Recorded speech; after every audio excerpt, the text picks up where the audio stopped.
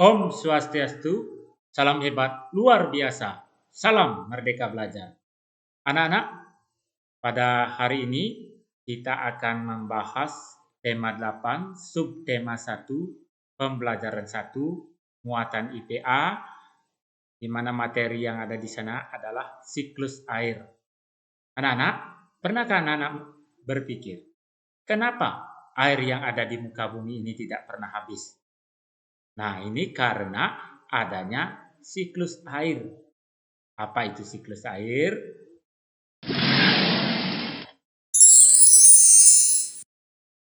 Siklus air adalah perubahan yang terjadi pada air secara berulang dalam suatu pola tertentu.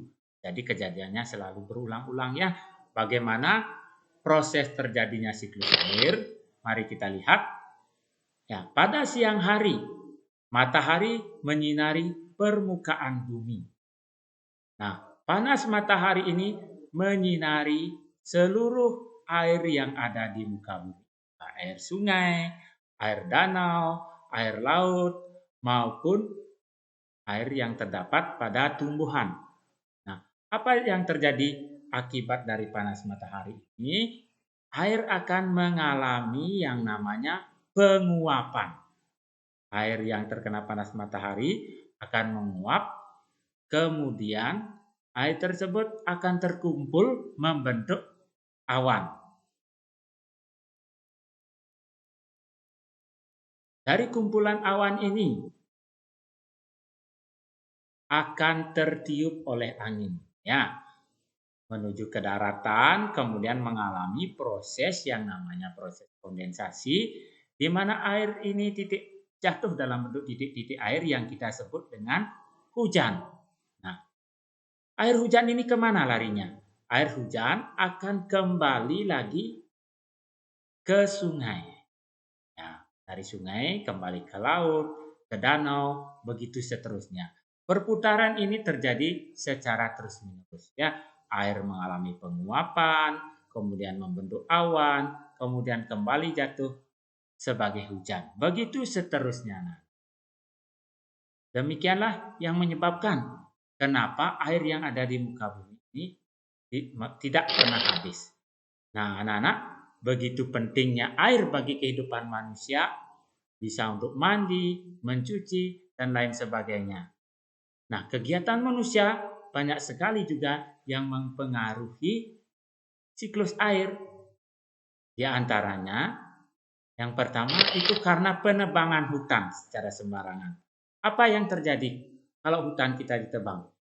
Nah, hutan akan menjadi gundul dan tandus, di mana pada musim hujan itu bisa menyebabkan terjadinya banjir, kemudian tanah longsor, dan pada musim kemarau akan terjadi kekeringan. Nah, apalagi anak-anak kegiatan manusia yang mempengaruhi siklus air, yaitu pencemaran air. Ini akibat dari ulah manusia membuang sampah ke sungai, ke laut, dan juga terjadinya kebocoran minyak pada laut sehingga menyebabkan pengaruhnya itu menyebabkan terganggunya proses penguapan sehingga berkurangnya curah hujan. Apalagi anak-anak? Nah, kegiatan petani yang menyemprot dengan pestisida, merabuk dengan zat-zat kimia yang berlebihan sehingga sisa-sisa dari zat-zat kimia tersebut akan mengalir kembali ke sungai sehingga menyebabkan terjadinya pencemaran air. Nah, apalagi anak-anak? Ya, pembuangan gas beracun yang berasal dari asap pabrik, kemudian kendaraan bermotor sehingga menyebabkan udara bersifat asam. Terjadinya hujan asam menyebabkan terganggunya pertumbuhan tanaman dan mengganggu kehidupan manusia. Nah, yang terakhir adalah pembangunan daerah perkotaan. Ya, seperti anak-anak lihat pada gambar, yaitu padatnya pemukiman penduduk sehingga tanah itu banyak ditutupi oleh aspal, oleh semen sehingga mengganggu proses penyerapan air hujan. Nah, demikianlah anak-anak pengaruh manusia terhadap siklus air. Nah, jadi dampak siklus air ini dapat kita simpulkan mempunyai peranan yang sangat penting bagi kelangsungan semua makhluk hidup yang ada di muka bumi ini. Ya, bisa mempengaruhi kelembaban, suhu, curah hujan, iklim yang ada di muka bumi ini.